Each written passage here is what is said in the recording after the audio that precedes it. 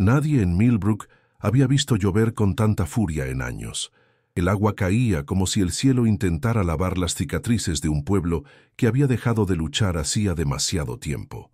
Las calles estaban desiertas, las casas con ventanas tapiadas se alineaban como tumbas silenciosas, y el único sonido, además de la lluvia, era el motor tosiendo del viejo Chevrolet, que avanzaba con dificultad por la carretera llena de baches. Dentro del coche, Elena Cortés mantenía las manos apretadas al volante, con tanta fuerza que los nudillos se le habían puesto blancos.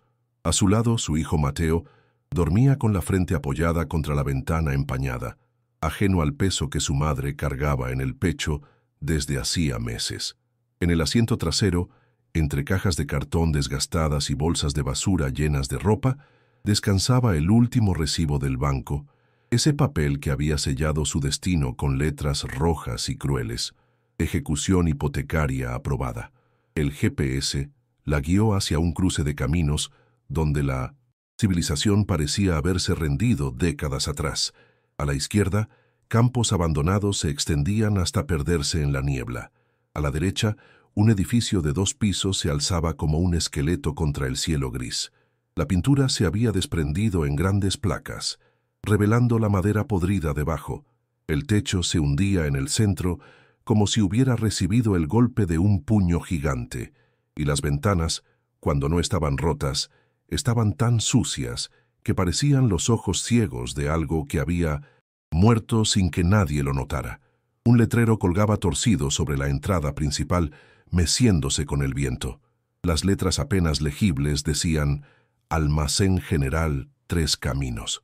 Elena apagó el motor y el silencio que siguió fue tan denso que sintió que el aire se había solidificado alrededor de ella. Este era el lugar que había comprado en la subasta del condado por $5,200, todo lo que le quedaba después de vender sus joyas, su televisor y hasta el anillo de compromiso que ya no significaba nada más que dolor. Mateo despertó con un quejido suave y se frotó los ojos. Miró por la ventana hacia el edificio y su expresión pasó del sueño a la confusión y luego al miedo puro. «Mamá», susurró con la voz aún ronca por el sueño, «¿aquí vamos a vivir?». Elena quiso responder con algo reconfortante, con alguna promesa de que todo estaría bien, pero las palabras se le atascaron en la garganta.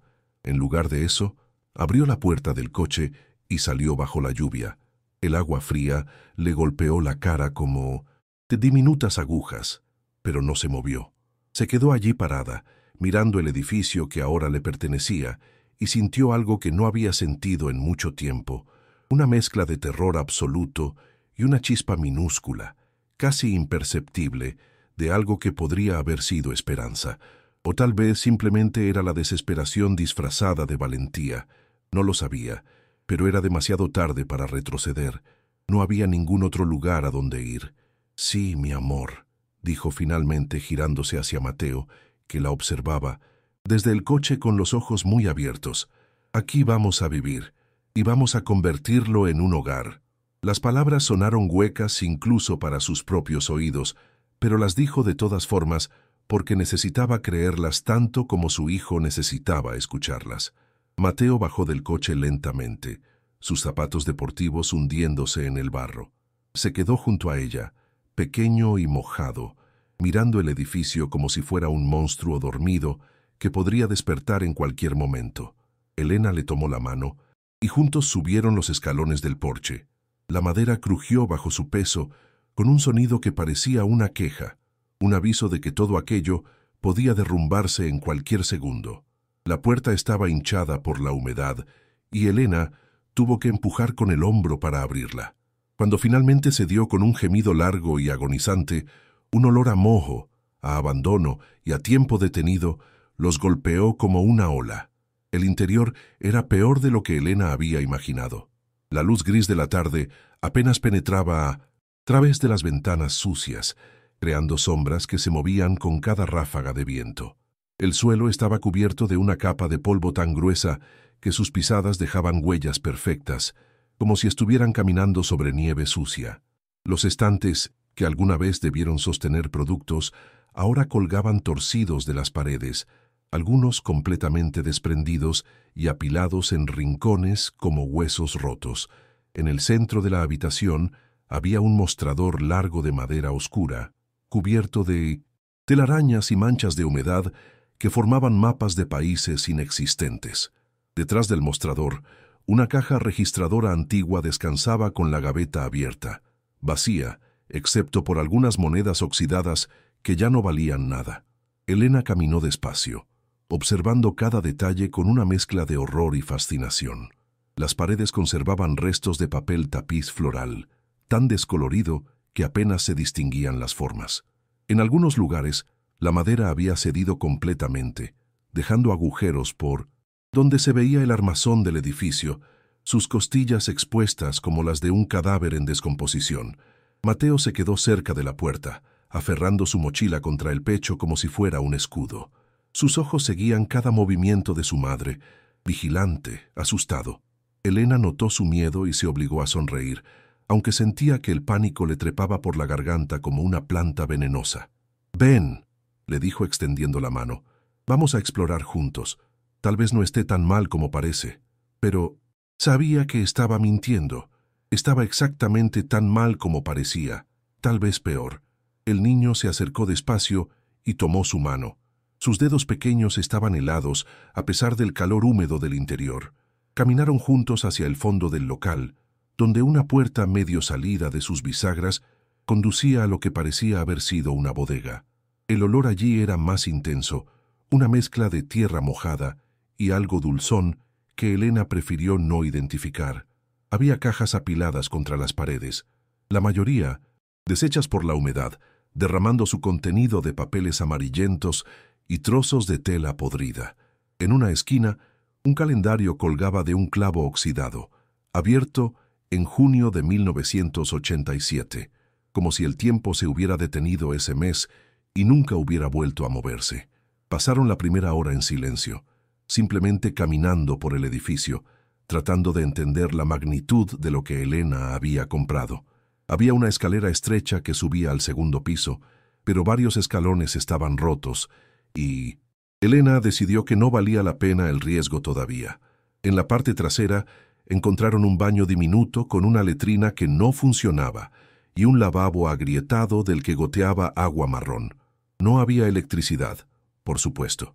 El antiguo dueño o quien fuera que había abandonado el lugar había desconectado todo hacía años. Elena probó un interruptor de todas formas, por costumbre, y el clic seco resonó en el silencio como una burla. Cuando regresaron al área principal, la lluvia había comenzado a filtrarse a través del techo. Gotas gruesas caían en varios puntos, golpeando el suelo de madera con un ritmo irregular que sonaba casi musical, casi como si el edificio estuviera llorando. Mateo señaló uno de los charcos que se estaba formando. «Tenemos goteras», dijo con una seriedad que partió el corazón de Elena. Ella asintió, incapaz de hablar por un momento, y luego lo abrazó con fuerza.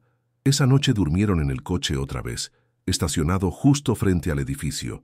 Elena había sacado mantas y almohadas de las cajas y había improvisado una especie de cama en el asiento trasero para Mateo.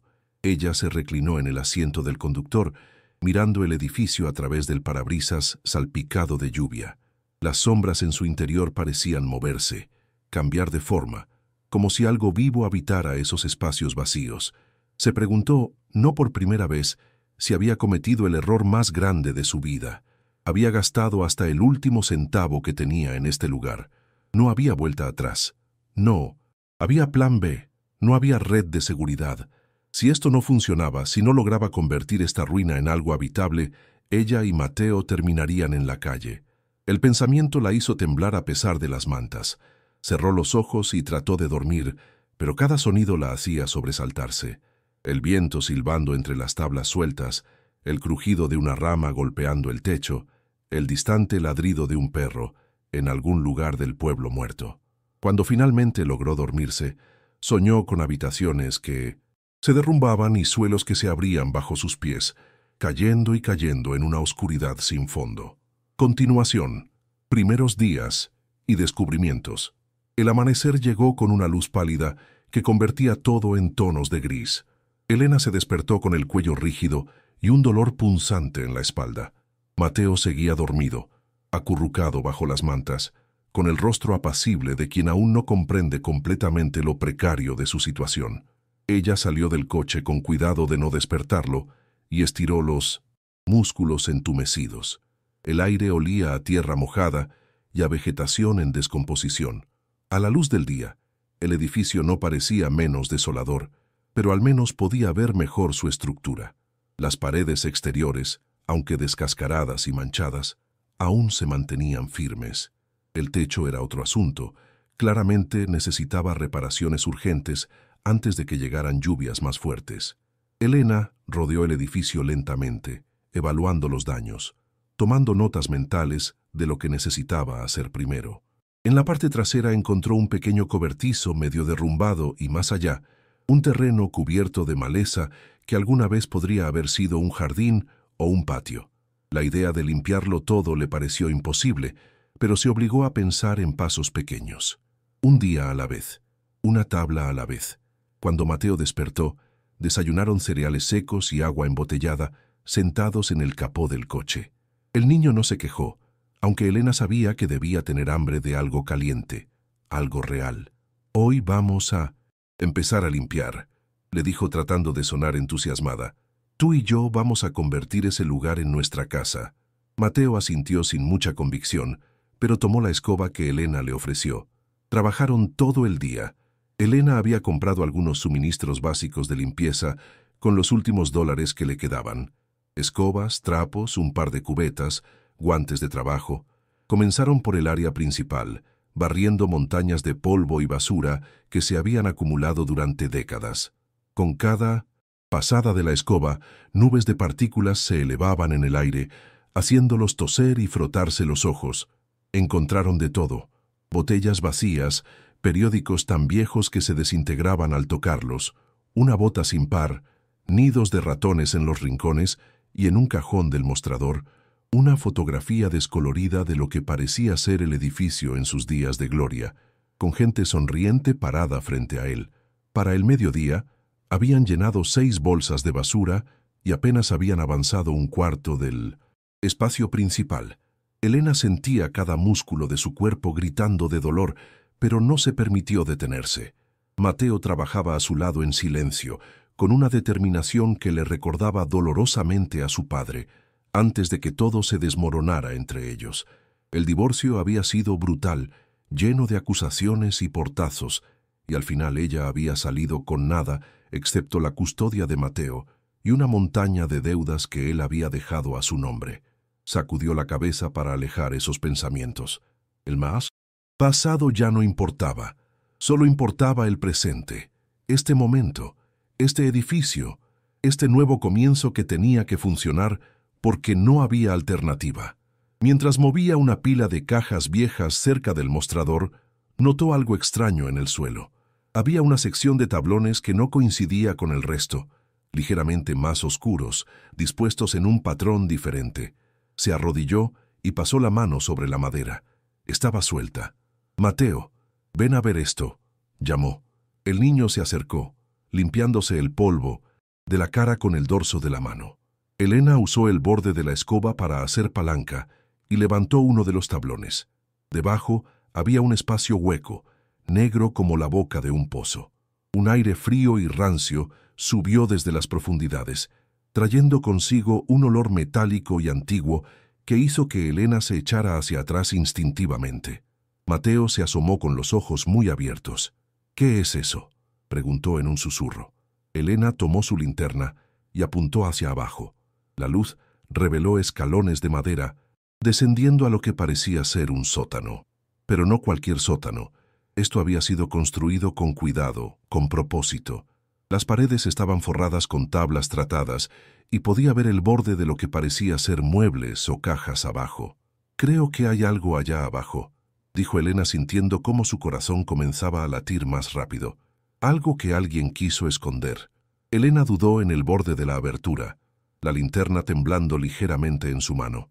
Cada instinto le decía que cerrara esa trampilla, que la sellara y fingiera no haberla encontrado nunca, pero otra parte de ella, Esa parte desesperada que la había traído hasta aquí, en primer lugar, necesitaba saber qué había abajo. Necesitaba entender por qué alguien había tomado tanto cuidado en ocultar ese espacio. «Quédate arriba», le dijo a Mateo con una firmeza que no admitía discusión. «Si pasa algo, si escuchas que algo se rompe o yo grito, sales corriendo al coche y tocas el claxon. ¿Entendido?» El niño asintió con los ojos enormes, asustado pero también fascinado.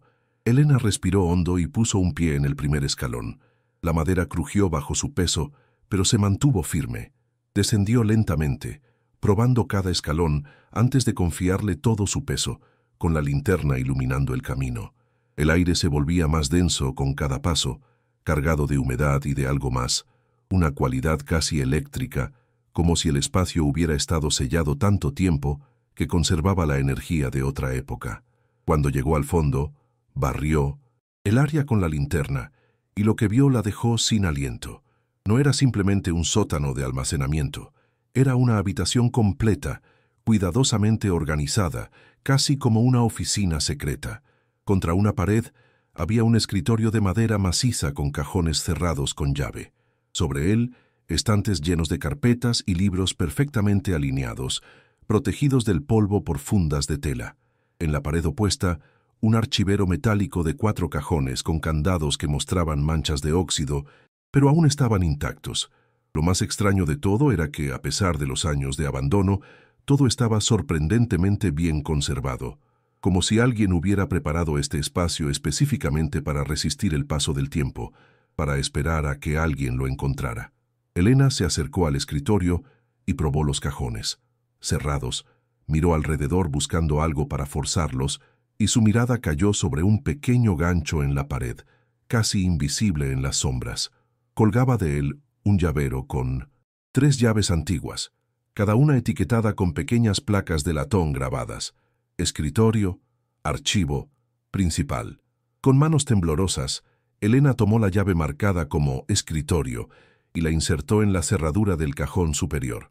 Giró con un clic satisfactorio y el cajón se deslizó abierto, revelando su contenido perfectamente preservado.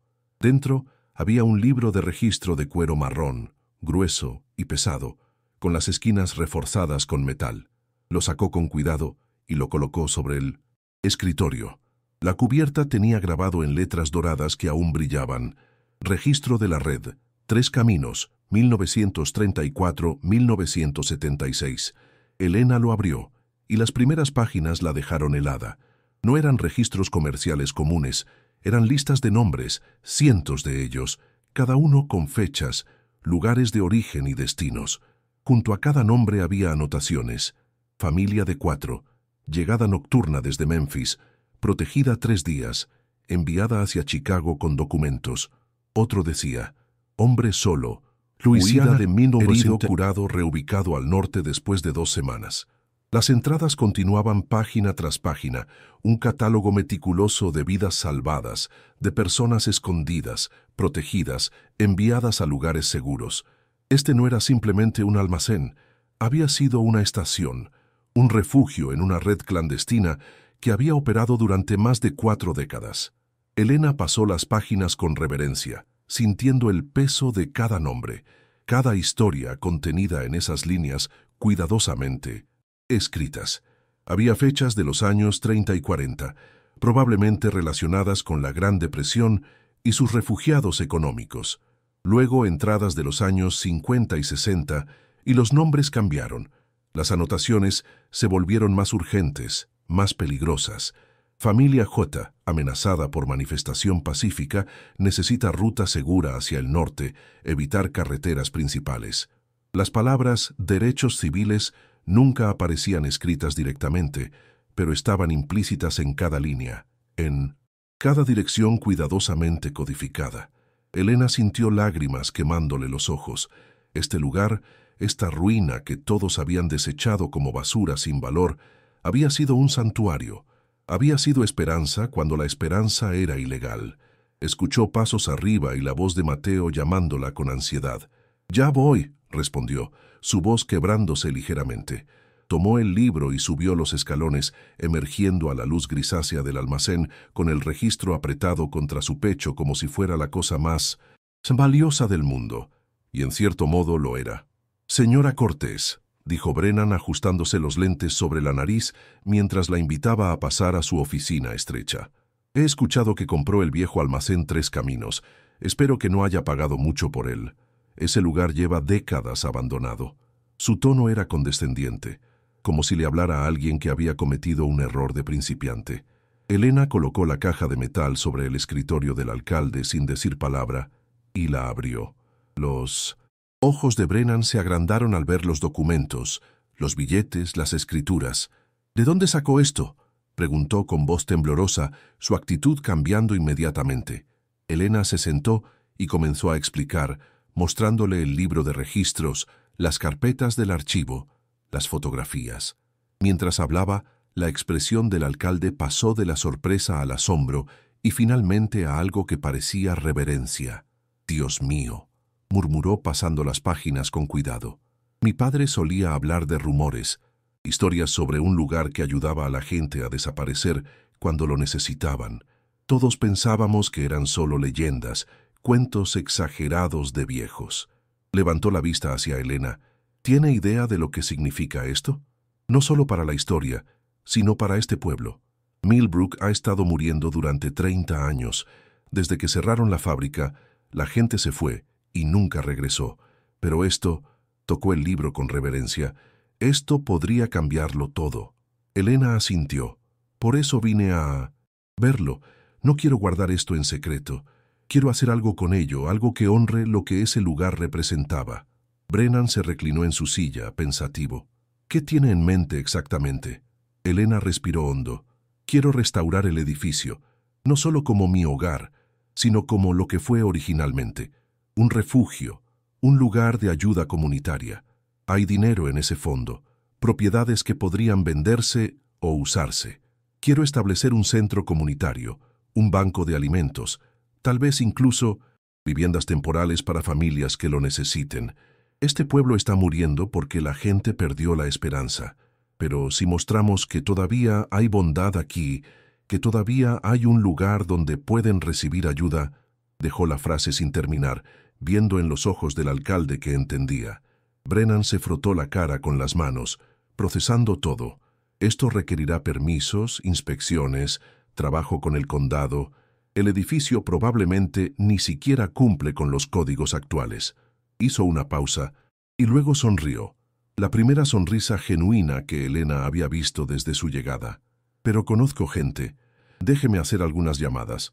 Si esto es real, si podemos documentarlo apropiadamente, habrá fondos estatales, tal vez incluso federales para preservación histórica». Las semanas siguientes fueron un torbellino.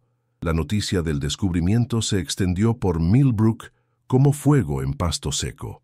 Al principio hubo escepticismo. Algunos acusaban a Elena de inventar la historia para conseguir ayuda del gobierno. Pero cuando el alcalde organizó una exhibición pública de los documentos en la biblioteca, con historiadores locales verificando su autenticidad, la actitud cambió. La gente comenzó a acercarse al almacén, no para burlarse, sino para ayudar. Llegaron carpinteros jubilados con herramientas, mujeres mayores con comida casera, jóvenes con ganas de limpiar y pintar. Un veterano de la guerra de Vietnam, llamado Marcus, apareció una mañana con un camión lleno de materiales de construcción. «Mi padre pasó por aquí en el 62», le dijo a Elena con lágrimas en los ojos. «Nunca supe exactamente qué pasó, pero siempre decía que alguien en este pueblo lo salvó cuando más lo necesitaba». Elena trabajaba 18 horas al día, coordinando voluntarios, planeando la restauración, aprendiendo sobre códigos de construcción y permisos. Mateo se convirtió en una especie de mascota del proyecto, corriendo entre los trabajadores, trayendo herramientas, barriendo incansablemente. El niño había florecido con toda la atención positiva, con adultos que lo trataban con respeto y le enseñaban oficios. Una tarde, mientras Elena lijaba el marco de una ventana, una mujer mayor se acercó tímidamente. «Disculpe», dijo la mujer con voz suave. «Mi nombre es Dorothy Hale. Escuché sobre lo que encontró. Elena se limpió las manos en el pantalón y le ofreció una sonrisa. Mucho gusto, señora Hale. La mujer sacó una fotografía antigua de su bolso con manos temblorosas. Este es mi tío Richard. Desapareció en 1958, cuando yo era solo una niña. La familia siempre pensó que había huido por los problemas que tenía, pero mi madre solía decir que alguien lo había ayudado a escapar, a empezar de nuevo en algún lugar seguro. Extendió la foto hacia Elena. ¿Podría buscar en esos registros? Solo quiero saber si estuvo aquí, si estuvo a salvo. Elena tomó la fotografía con cuidado, sintiendo el peso de esa petición. Claro, dijo suavemente, buscaré esta noche. Y lo hizo. Bajó al sótano cuando Mateo estaba dormido y revisó las entradas de 1958. Encontró el nombre. Richard Hale, llegada marzo 1958. Refugiado 7 días. Reubicado en Portland con nueva identidad y empleo asegurado. Había incluso una nota adicional escrita años después. RH establecido exitosamente. Familia notificada indirectamente de seguridad. Al día siguiente, cuando Elena le mostró la entrada a Dorothy, la anciana lloró de alivio. Estuvo bien, susurró tocando el nombre de su tío con un dedo. Tembloroso. Todo este tiempo estuvo bien. Continuación. Advertencias en la oscuridad. La noche después de la visita de Dorothy Hale, Elena no pudo dormir. Se quedó despierta en el pequeño cuarto que habían improvisado en el segundo piso del almacén, ahora parcialmente restaurado y habitable. Mateo dormía profundamente en un colchón junto a ella, rodeado de las mantas que las señoras del pueblo habían traído. El edificio había empezado a sentirse como un hogar. Los crujidos de la madera ya no le parecían amenazantes, sino familiares, como la respiración de algo vivo que finalmente había despertado después de un largo sueño. Pero esa noche había algo diferente en el aire, una tensión que no podía identificar. Se levantó con cuidado de no despertar a Mateo y bajó las escaleras. La luz de la luna entraba por las ventanas recién reparadas, creando patrones plateados en el suelo. Se detuvo en el área principal, mirando el progreso que habían logrado. Los estantes estaban limpios y algunos ya tenían productos donados por comerciantes del pueblo y de pueblos vecinos.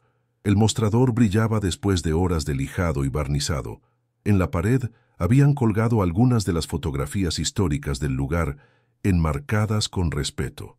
Parecía imposible que solo 6 semanas atrás esto hubiera sido una ruina sin esperanza. Estaba a punto de regresar arriba cuando notó algo que no había estado allí antes. Sobre el mostrador, claramente colocado para que lo viera, había un sobre blanco.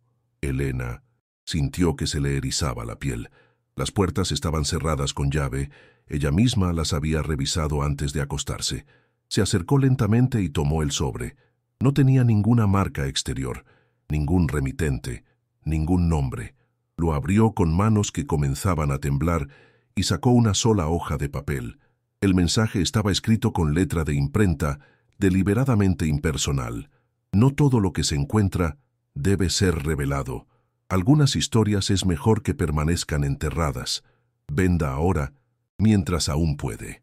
Elena leyó las palabras 3 veces, sintiendo cómo el miedo se enroscaba en su estómago como una serpiente fría. No era una amenaza directa, pero el tono era inconfundible. Alguien no quería que continuara con esto. Alguien que había encontrado la manera de entrar al edificio sin forzar cerraduras, sin hacer ruido. Miró alrededor del almacén oscuro, sintiendo de repente que no estaba sola, que ojos invisibles la observaban desde las sombras. Subió las escaleras rápidamente, cerró la puerta del cuarto con cerrojo y se quedó despierta el resto de la noche, escuchando cada sonido del edificio. A la mañana siguiente, Elena no mencionó la carta a nadie. Intentó convencerse de que era solo alguien del pueblo que desaprobaba el proyecto, algún viejo amargado que no quería que las cosas cambiaran, pero a lo largo del día notó cosas extrañas. Un hombre con traje gris y lentes oscuros que se quedó parado al otro lado de la calle durante 20 minutos, observando el edificio sin acercarse. Un coche que pasó frente al almacén 3 veces en 1 hora, siempre reduciendo la velocidad, pero nunca deteniéndose. Cuando le mencionó esto a Marcus, el veterano que se había convertido en algo así como el capataz no oficial del proyecto. Él frunció el ceño.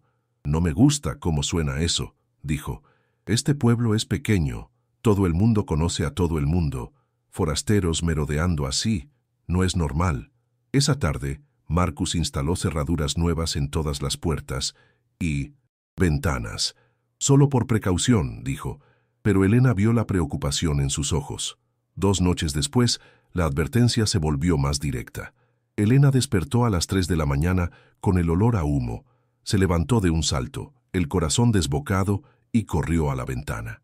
En el terreno detrás del almacén, alguien había prendido fuego a un montón de madera y escombros que estaban guardando para descartar. Las llamas subían altas en la oscuridad, iluminando el cielo nocturno con un resplandor naranja. «Mateo, despierta», gritó mientras corría escaleras abajo.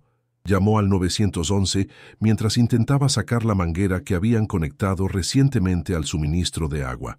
Los bomberos voluntarios llegaron en 15 minutos, pero para entonces las llamas ya habían consumido la pila de madera y comenzaban a lamer el borde del cobertizo trasero. Lograron apagar el fuego antes de que alcanzara el edificio principal, pero el mensaje era claro. La próxima vez podrían no tener tanta suerte. El jefe de 1907 bomberos, un hombre corpulento llamado Patterson, examinó el área cuando todo estuvo controlado.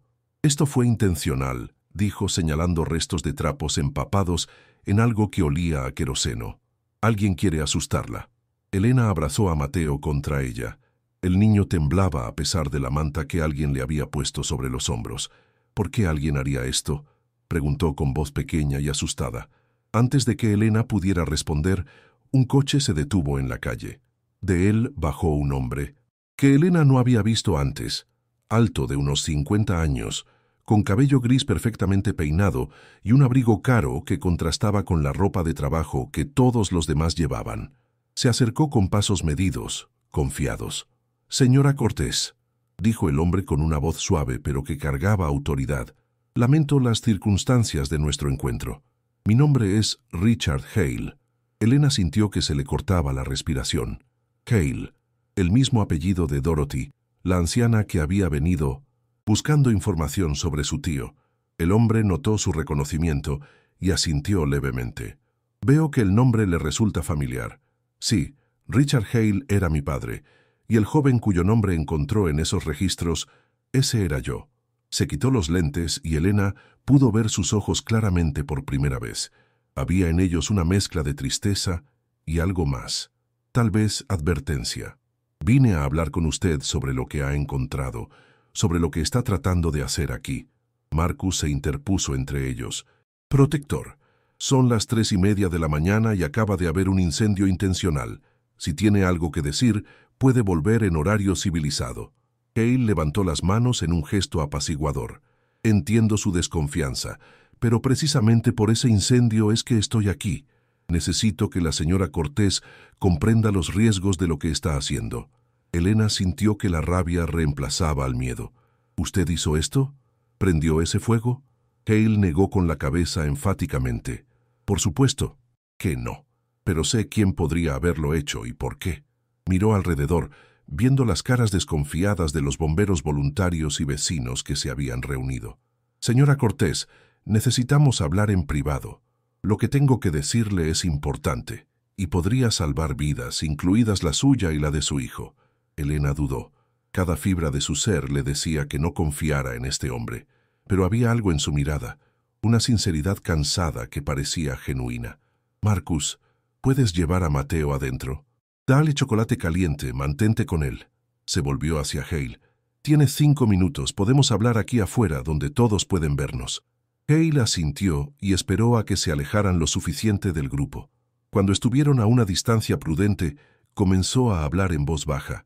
La red que descubrió los 3 caminos no terminó en los años 70 como sugieren los últimos registros.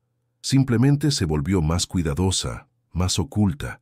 «Mi padre me trajo aquí cuando yo tenía 12 años porque había testificado contra hombres poderosos, gente involucrada en crímenes que iban más allá de la discriminación racial. Hablamos de tráfico, corrupción política, asesinatos encubiertos. Elena sintió que el aire se volvía más frío. ¿Qué tiene que ver eso con el incendio de esta noche? Hale se pasó una mano por el cabello, un gesto que revelaba su agitación. Algunos de esos hombres nunca fueron procesados, sus familias aún tienen poder, aún tienen conexiones. Cuando empezó a circular la noticia de lo que encontró aquí, de los registros, los nombres, algunas personas se pusieron nerviosas. Hay nombres en esos libros de personas que ayudaron a la red, gente que ahora tiene posiciones respetables y no quiere que se sepa que alguna vez estuvieron involucrados en actividades clandestinas, incluso si esas actividades eran nobles. Elena negó con la cabeza, tratando de procesar todo. Pero estamos hablando de hace décadas, de ayudar a gente inocente. ¿Por qué eso sería un problema? ¿Ahora? Hale sonrió amargamente. Porque algunos de los refugiados que pasaron por aquí no eran tan inocentes. La red no hacía preguntas. Si alguien necesitaba escapar, lo ayudaban. Eso significaba que ocasionalmente protegían a personas que habían cometido crímenes, testigos que huían, informantes que habían traicionado a la gente equivocada.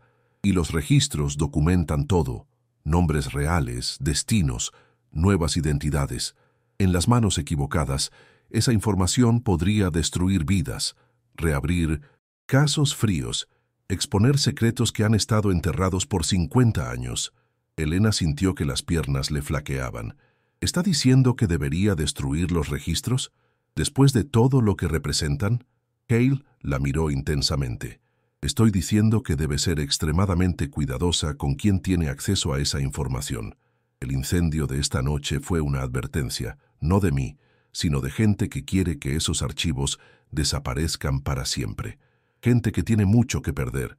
Sacó una tarjeta de su bolsillo y se la ofreció. Mi número está ahí. Yo puedo ayudarla a navegar esto, a proteger lo valioso mientras mantiene seguro lo peligroso, pero tiene que confiar en mí. Elena tomó la tarjeta sin comprometerse a nada. ¿Cómo sé que usted no es una de las personas que quiere que todo desaparezca? Hale sonrió con tristeza.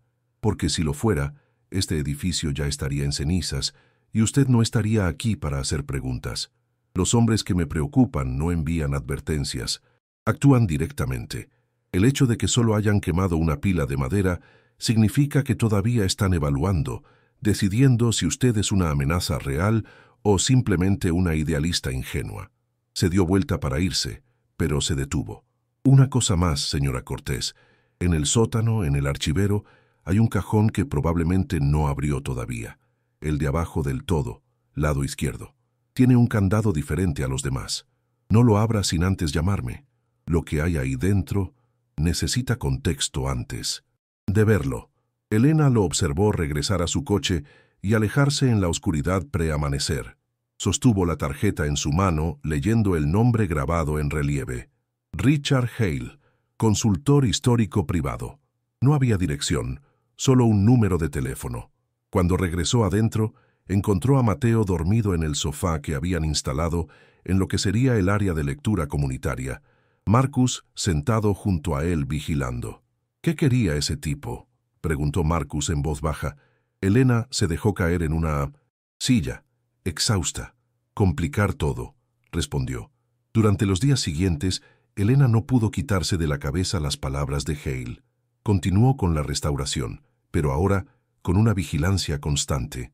Marcus instaló cámaras de seguridad básicas. Los vecinos establecieron turnos de guardia nocturna de forma no oficial. Siempre había alguien despierto en una de las casas cercanas, mirando el almacén. El apoyo de la comunidad se había intensificado después del incendio, como si el ataque hubiera solidificado la determinación de todos de que este proyecto no fallaría. Pero Elena no podía dejar de pensar en ese cajón del que Hale había hablado. Resistió la tentación durante 3 noches, pero en la cuarta, después de asegurarse de que Mateo estuviera profundamente dormido, bajó al sótano con la linterna.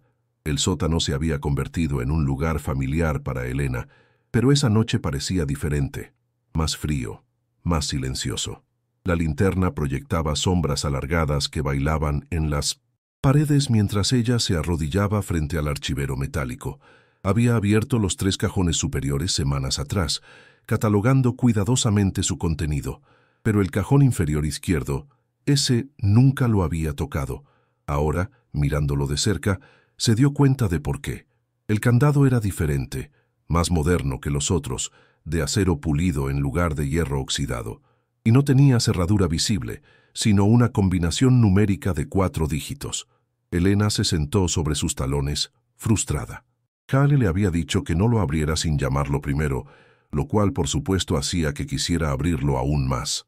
Pero incluso si quisiera hacerlo, no tenía la combinación. Estaba a punto de rendirse cuando su mirada cayó sobre algo que no había notado antes. En el lateral del archivero, apenas visible, alguien había grabado números con un objeto afilado. 1, 9, 3, 4. El año de establecimiento de la red. ¿Sería tan simple? Con el corazón latiendo fuerte, Elena giró los números de la combinación. Escuchó un clic satisfactorio y el candado se abrió en su mano. Por un momento solo se quedó allí, sosteniendo el candado, preguntándose si realmente quería ver lo que había dentro. Pero la curiosidad era más fuerte que el miedo. Abrió el cajón lentamente. A diferencia de los otros que estaban llenos de carpetas y documentos, este contenía solo 3 cosas. Una caja de madera de cedro, sellada con cera roja. Un sobre manila grueso, abultado con su contenido, y una carta doblada con su nombre, escrito en el exterior, para quien sea lo suficientemente valiente o imprudente de abrir esto. Elena tomó la carta primero. Sus manos temblaban ligeramente mientras la desplegaba. La letra era elegante pero apresurada, escrita con tinta azul que se había descolorido a un gris fantasmal. Si estás leyendo esto, entonces la red ha sido redescubierta. Bien, es tiempo. Pero con ese descubrimiento viene responsabilidad y peligro. Lo que guardamos aquí no son solo registros de bondad, son también confesiones, testimonios de crímenes que nunca fueron juzgados, nombres de personas poderosas que prefieren que sus secretos permanezcan enterrados. En la caja de cedro encontrarás evidencia que podría destruir reputaciones, reabrir investigaciones criminales, cambiar narrativas históricas. En el sobre encontrarás la verdad sobre quiénes éramos realmente y qué más hacíamos además de salvar vidas. La carta continuaba en la siguiente página. La red comenzó con intenciones puras: ayudar a los desesperados, a los perseguidos. Pero con el tiempo se volvió algo más. Nos convertimos en jueces, decidiendo quién merecía ser salvado y quién no. Ayudamos a gente buena, sí, pero también ayudamos a gente que había hecho cosas terribles porque creíamos que merecían una segunda oportunidad. Protegimos a testigos de la mafia, escondimos a desertores militares, proporcionamos identidades nuevas a personas que huían de la justicia. Lo justificábamos diciéndonos que el sistema estaba roto, que nuestro juicio era mejor que el de las cortes corruptas. Tal vez teníamos razón, tal vez no. Esa es la carga que ahora recae sobre ti. La firma al final era simplemente El último guardián, 1976. Elena dejó la carta a un lado con manos temblorosas y alcanzó el sobre manila. Dentro había fotografías, docenas de ellas. Mostraban a personas entrando y saliendo del almacén en diferentes épocas, algunos rostros sonrientes, otros ocultos bajo sombreros y bufandas. Pero lo que hizo que Elena jadeara era que reconocía algunos de esos rostros, no personalmente, sino de fotografías en periódicos, de libros de historia. Había un hombre que se parecía sospechosamente a un senador que había servido en los años 60, conocido por su postura antiderechos civiles. Pero ¿qué hacía entrando a un refugio de la red clandestina? Había una mujer que podría haber sido una activista famosa que supuestamente había sido asesinada en 1961, pero aquí estaba en una foto fechada en 1963, viva y sonriendo. Elena pasó las fotografías una por una, cada imagen reescribiendo algo que creía saber sobre la historia. Al fondo del sobre había un documento mecanografiado, un listado de nombres con sus pecados originales y sus nuevas identidades. James Patterson, acusado de asesinato en Luisiana, testigo clave en caso de corrupción policial, reubicado como John Miller en Oregon. Sarah Henderson, desertora de operaciones de inteligencia, filtró información clasificada sobre experimentos ilegales. Nueva identidad Mary Thompson en Canadá. La lista continuaba, página tras página. Algunos crímenes eran claramente políticos, actos de conciencia más que de maldad, pero otros eran más oscuros. Robert Chen, sospechoso de múltiples homicidios, nunca probado, conexiones con crimen organizado, reubicado como protección contra venganza de rivales. Elena sintió náuseas. ¿Cuántos asesinos habían pasado por este lugar? ¿Cuántas personas peligrosas habían recibido una segunda oportunidad que no merecían? Finalmente, con manos que apenas podían mantener firmes, rompió el sello de cera de la caja de cedro. El olor a madera dulce y a papel viejo la golpeó cuando la abrió. Dentro había algo que no esperaba. Dinero, mucho dinero, pero no eran billetes viejos como los que había encontrado antes. Estos eran bonos del tesoro, certificados de acciones, documentos financieros todos fechados mucho más recientemente, algunos de los años 80 y 90, décadas después de que, supuestamente, la red había cerrado. Debajo de los documentos financieros había una última carta, esta con fecha de 1994. La red nunca murió realmente, solo se volvió más silenciosa, más selectiva. Los que fuimos salvados por ella sentimos la obligación de mantenerla viva, de estar listos por si acaso el mundo volviera a volverse tan oscuro que la gente necesitara desaparecer otra vez. Este dinero es la continuación del fondo original, crecido a través de inversiones y contribuciones de aquellos cuyas vidas fueron salvadas. Está destinado para dos propósitos: mantener el secreto a salvo y ayudar a la próxima generación de refugiados cuando llegue el momento. Quien encuentre esto debe decidir: ¿usarás este legado para el bien, sabiendo que fue construido parcialmente sobre el mal? ¿Honrarás la intención original mientras reconoces los pecados cometidos? La elección es tuya, y con ella viene un peso que cambiará tu vida. RH 1994. Elena cerró la caja sintiendo que el mundo se inclinaba debajo de ella. RH Richard Hale, el hombre que había venido a advertirla, no era solo el hijo de un refugiado. Era uno de los guardianes. Había continuado la red en secreto durante décadas después de que oficialmente cerrara. Y ahora, al traerle su atención a este cajón, le estaba pasando la antorcha, junto con todos los secretos sucios que venían con ella. Elena subió del sótano con las piernas temblorosas y se sentó en el suelo del almacén, rodeada por el trabajo de restauración que tanto amor había recibido en las últimas semanas. La luz de la luna entraba por las ventanas limpias, iluminando los estantes recién barnizados, las fotografías históricas en las paredes, el letrero pintado a mano que Mateo había hecho que decía: Centro Comunitario Tres Caminos. Todos son bienvenidos. Todo parecía tan puro, tan lleno de esperanza, pero ahora ese optimismo estaba manchado por lo que acababa de descubrir. Había estado construyendo un santuario sobre los cimientos de secretos que podrían destruir vidas si salían a la luz. Durante horas se quedó allí sentada, mirando la tarjeta de Richard Hale, debatiendo si llamarlo o no. Finalmente, cuando el cielo comenzaba a aclararse con los primeros indicios del amanecer, marcó el número. Hale contestó al segundo timbre, como si hubiera estado esperando su llamada. Lo abrió, dijo sin preámbulo. No era una pregunta. Sí, respondió Elena. Su voz sonaba cansada incluso para sus propios oídos. Y ahora no sé qué hacer con lo que encontré. Hubo un silencio en la línea. Luego Hale suspiró. Estaré ahí en una hora. Hay cosas que necesita saber, contexto que esos documentos fríos no pueden darle.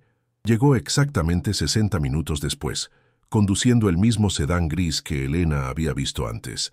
Esta vez ella lo dejó entrar sin Marcus de guardaespaldas, aunque se aseguró de que el encuentro fuera en el área principal, con las cámaras de seguridad grabando. Hale se movió por el espacio restaurado con una expresión de asombro y algo que parecía dolor. Nunca pensé que volvería a ver este lugar así, dijo suavemente, pasando una mano por el mostrador. Mi padre me trajo aquí cuando tenía 12 años. Estaba aterrorizado. Acababa de ver cosas que ningún niño debería ver. Los hombres que manejaban este lugar entonces no me hicieron preguntas, solo me dieron leche caliente y me dijeron que estaría a salvo. Se volvió hacia Elena. Vi los registros que encontraste, ¿verdad? Los que muestran que la red no siempre ayudaba a gente inocente. Elena asintió. ¿Por qué? Si sabían que algunas de esas personas eran criminales, ¿por qué ayudarlos? Hale se sentó en una de las sillas nuevas que habían sido donadas para el centro comunitario. Porque la definición de criminal depende de quién tiene el poder. Mi padre no era un criminal, pero los hombres contra los que testificó querían verlo muerto. Si hubiera ido a la policía, si hubiera confiado en el sistema, yo no estaría aquí hoy. Pero algunos de los nombres en esos archivos, insistió Elena, algunos realmente habían hecho cosas terribles. Asesinatos, violencia. Hale levantó una mano. Y algunos de esos asesinatos fueron actos de defensa propia que ningún jurado de esa época habría considerado legítimos porque el acusado era negro o pobre, o estaba en el lugar equivocado. La red no operaba en blanco y negro, señora Cortés, operaba en todas las sombras grises entre medio. Se inclinó hacia adelante. Mire, no voy a decirle que todos los que pasaron por aquí eran santos. No lo eran. Algunas de las decisiones que se tomaron fueron cuestionables, pero en su mayoría, en su gran mayoría, salvamos a gente que el sistema había fallado, gente que merecía una segunda oportunidad que nunca habrían recibido de otra manera. Elena se frotó la cara con las manos. ¿Y el dinero? Los bonos, las inversiones. Ese fondo es considerable. ¿De dónde vino todo eso? Hale sonrió con tristeza. De los que fueron salvados y prosperaron en sus nuevas vidas. Contribuciones anónimas enviadas a través de cadenas complejas de transferencias para que nunca pudieran rastrearse. Querían asegurarse de que la red pudiera continuar, que estuviera lista si alguna vez se necesitaba otra vez. Se puso de pie y caminó hacia la ventana. Y ahora se necesita otra vez, señora Cortés. Tal vez no de la misma manera, tal vez no escondiendo fugitivos de la ley. Pero hay gente en este país, en este mundo, que necesita refugio, que necesita ayuda, que necesita un lugar donde puedan respirar sin miedo. Usted comenzó a construir eso sin siquiera saber la historia completa. La pregunta es, ¿continuará ahora que la sabe? Elena se levantó y se paró junto a él, mirando hacia la calle donde el pueblo de Millbrook estaba comenzando a despertar. Podía ver al panadero abriendo su tienda, a la señora Chen barriendo la acera frente a su restaurante, a niños corriendo hacia la parada del autobús escolar. Este pueblo que había estado muriendo estaba reviviendo, en parte gracias a la esperanza que el proyecto del centro comunitario había traído. Si revelo todo lo que hay en esos archivos, dijo lentamente, si lo hago público, ¿cuántas vidas destruiré? ¿Cuántas familias se verán arrastradas al escándalo? Hale asintió. Docenas fácilmente. Algunas de esas personas todavía están vivas, viviendo bajo nuevas identidades, con familias que no saben nada de sus pasados. Sus hijos, sus nietos, todos serían afectados. Hizo una pausa. Pero si guarda todo en secreto, si entierra la verdad otra vez, ¿podrá vivir con eso? ¿Podrá mirar a su hijo a los ojos sabiendo que está construyendo algo hermoso sobre cimientos de mentiras?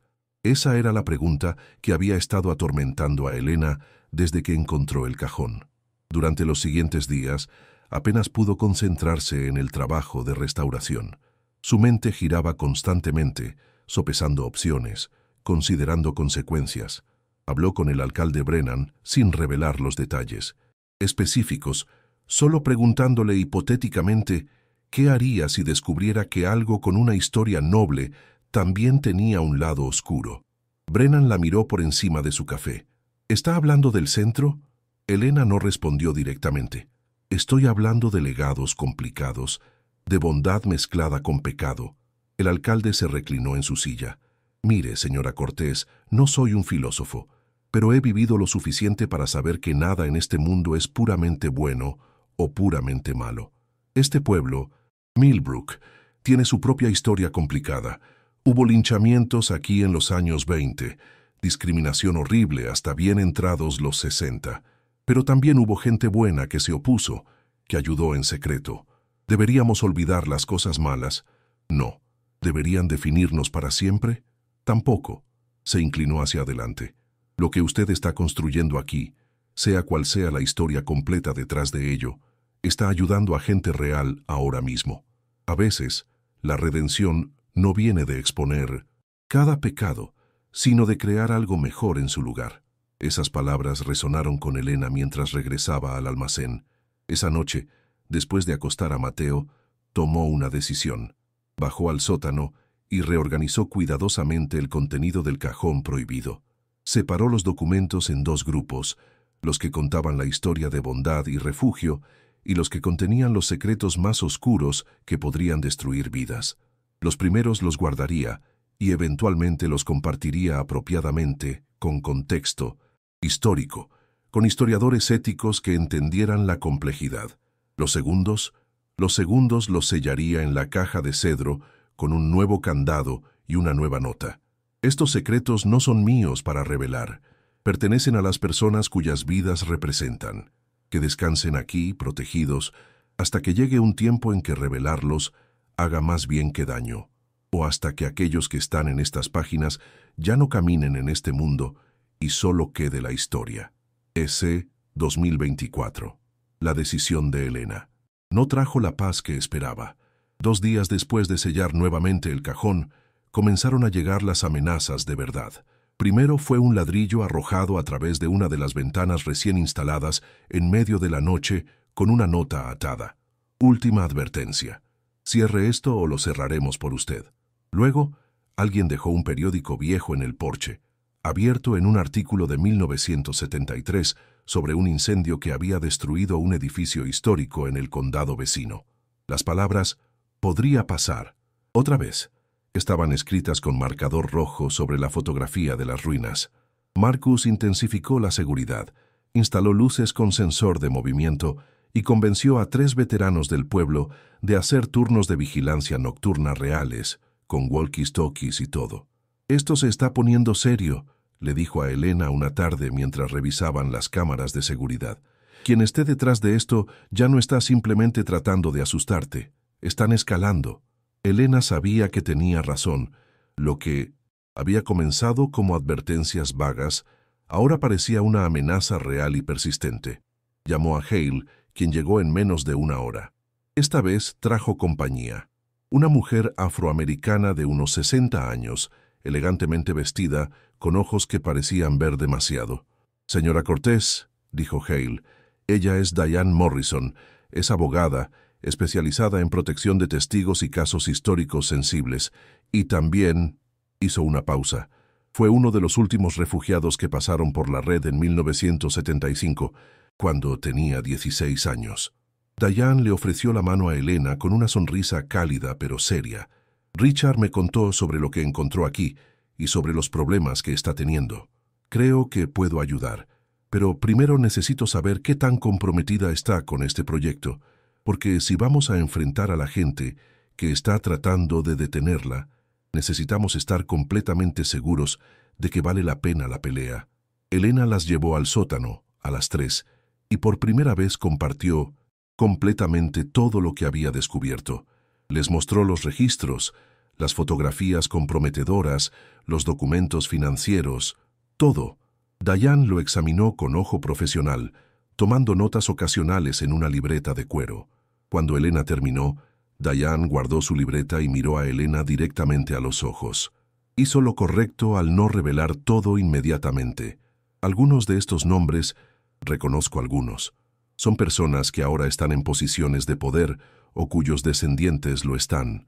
Si esto saliera mal, de la manera equivocada, no solo destruiría vidas privadas, podría obstaculizar décadas de progreso en derechos civiles al complicar narrativas que finalmente estamos logrando que la gente entienda. Subieron del sótano y se sentaron en el área que sería la sala de lectura del centro comunitario. Diane se sirvió agua de la jarra que Elena mantenía allí y continuó. «Pero también hay algo más que debe entender. Las personas que están amenazándola no son necesariamente los villanos que imagina. Algunos probablemente son descendientes de gente que fue ayudada por la red y están aterrados de que sus familias sean arrastradas al escándalo. Otros podrían ser gente que genuinamente cree que remover el pasado solo causará dolor innecesario». Elena frunció el ceño.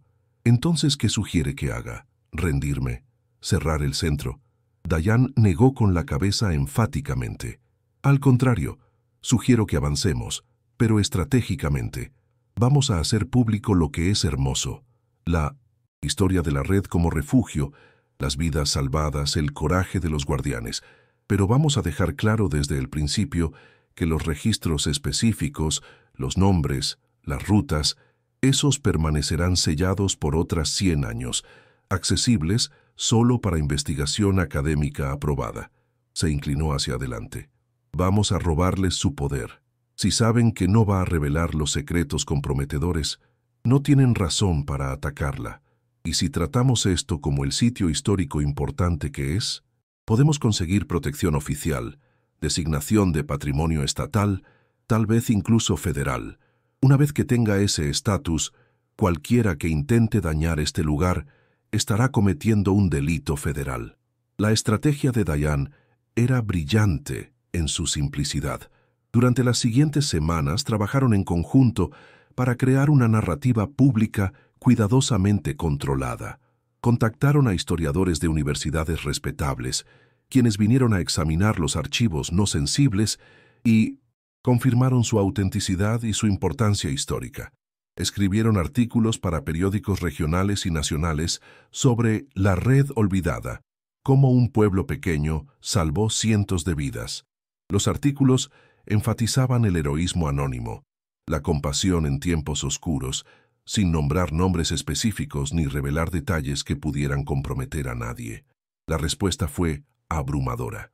Donaciones llegaron de todo el país, no solo dinero, sino también materiales de construcción, muebles, libros para la biblioteca comunitaria que estaban planeando. Voluntarios llegaron desde ciudades vecinas para ayudar con la restauración. Y lo más importante, llegó la atención de oficiales gubernamentales. El gobernador del estado anunció que estaba iniciando el proceso para designar el almacén Tres Caminos como sitio histórico estatal. Con esa designación vendría protección legal, fondos para preservación y la promesa de que el lugar estaría protegido para las generaciones futuras. Pero con el éxito, también llegó un visitante inesperado. Una tarde lluviosa, un hombre mayor de unos 80 años llegó en un taxi desde el aeropuerto, apoyado en un bastón, pero con ojos alertas y penetrantes. Pidió hablar con Elena en privado. Marcus quiso quedarse, pero el anciano negó con la cabeza. Lo que tengo que decir es solo para sus oídos, joven. He venido desde muy lejos y me queda poco tiempo.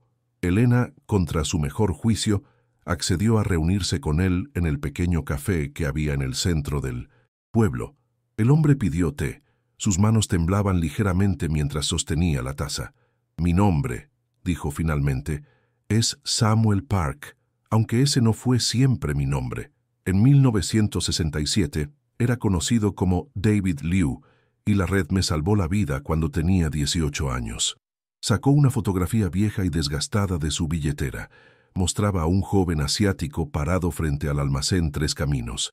Vi los artículos sobre lo que está haciendo aquí, sobre cómo está honrando la red, y sabía que tenía que contarle mi historia antes de que sea demasiado tarde.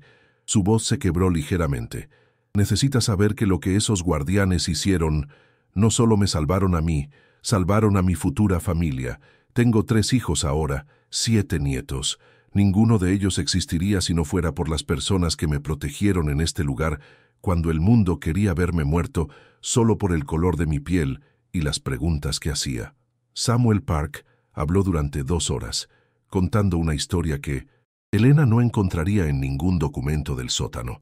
Había sido un estudiante de periodismo que había comenzado a investigar corrupción en el departamento de policía de su ciudad, descubriendo conexiones entre oficiales y traficantes de drogas. Cuando intentó publicar su investigación, las amenazas comenzaron. Su apartamento fue incendiado. Su editor recibió una visita de hombres con placas de policía que sugirieron que el artículo no debía publicarse. Y una noche, Samuel fue atacado en un callejón, golpeado tan brutalmente que pasó 3 días en el hospital. Un hombre vino a verme, dijo Samuel, sus ojos mirando a la distancia, como si pudiera ver el pasado con más claridad que el presente. No dio su nombre, Solo dijo que sabía de un lugar donde podía estar seguro hasta que las cosas se calmaran. Me llevó de noche, conduciendo por carreteras secundarias durante horas, y llegamos aquí, a este almacén. Se detuvo para beber su té, que ya se había enfriado. El guardián que me recibió era un hombre mayor. Debe haber tenido 60 años. Me alimentó, curó mis heridas y me dejó quedarme en el sótano durante 2 semanas mientras organizaba mi salida. Nunca me hizo sentir como una carga. Me trató con dignidad, como si lo que yo había intentado hacer importara. Elena escuchaba absorta, tomando notas mentales de cada detalle. ¿Qué pasó después? Samuel sonrió tristemente. Me consiguieron documentos nuevos, un pasaje de autobús a Seattle y una conexión con un periódico, ya que estaba dispuesto a contratar a alguien con mis habilidades sin hacer preguntas. Me dijeron que esperara 5 años antes de intentar contactar a mi familia, para mantenerlos a salvo. Fueron los 5 años más largos de mi vida, pero lo hice. Y cuando finalmente pude volver a hablar con mi madre, me dijo que la policía había estado vigilando su casa durante meses, esperando que yo apareciera. Se inclinó hacia adelante, sus ojos fijos en los de Elena. Los hombres que me atacaron nunca fueron procesados. De hecho, 2 de ellos ascendieron en el departamento de policía, llegaron a ser capitanes. Uno se retiró con una pensión completa hace 10 años. Vive en Florida, ahora con su familia, respetado, honrado. Si yo hubiera aparecido, si hubiera testificado, probablemente estaría muerto. La red me dio algo más que refugio, me dio una vida. Pero Elena notó que había algo más que Samuel no estaba diciendo, una sombra en su expresión. Hay algo más, ¿verdad? Algo que lo trajo hasta aquí personalmente en lugar de simplemente enviar una carta. Samuel asintió lentamente. Necesitas saber que no todas las historias terminan como la mía. Conocí a otros refugiados durante mi tiempo aquí, brevemente, en el sótano. Había una mujer, no puedo recordar el nombre que usaba entonces, pero estaba huyendo de un matrimonio donde su esposo la había golpeado tan severamente que perdió un ojo. La red la protegió, le dio nueva identidad, la envió al oeste. ¿Qué le pasó a ella?, preguntó Elena suavemente. Los ojos de Samuel se llenaron de lágrimas. 3 años después vi su foto en el periódico. Había sido arrestada por asesinato, había matado a un hombre en lo que llamaban un robo que salió mal, pero yo sabía la verdad que probablemente nadie más sabía. Su esposo la había encontrado, la había rastreado a través de años y ciudades, y cuando la confrontó, ella se defendió. Mató en defensa propia, pero no podía decir eso en la corte sin revelar su identidad anterior, sin exponer a todos los que la habían ayudado. Se limpió los ojos con un pañuelo arrugado. Ella cumplió 20 años en prisión, protegiendo el secreto de la red. Salió hace 5 años, una mujer vieja y quebrada. Le escribí, le ofrecí ayuda, pero nunca respondió. Creo que simplemente quería que la dejaran en paz. Elena sintió un nudo en la garganta. ¿Por qué me cuenta esto? Samuel la miró intensamente. Porque necesita entender que este legado que está honrando es complicado. No es una historia simple, de héroes y villanos. Es una historia de gente haciendo lo mejor que podía en circunstancias imposibles. Y a veces, eso significaba tomar decisiones que tenían consecuencias terribles. La red salvó vidas, sí, pero también las complicó. Las enredó en secretos que duraron décadas. Se puso de pie con dificultad, apoyándose pesadamente en su bastón. Haga lo que va a hacer, señora Cortés. Honre este lugar, cuente la historia, pero cuéntela completa, incluyendo las partes difíciles. No merecemos ser recordados como santos, pero tampoco como villanos. Fuimos simplemente humanos, tratando de sobrevivir y ayudar a otros a sobrevivir en un mundo que era cruel con aquellos que eran diferentes.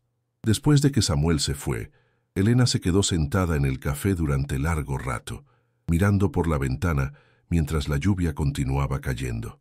Pensó en todas las historias que había descubierto, en los nombres en los registros, en las vidas salvadas y las vidas complicadas.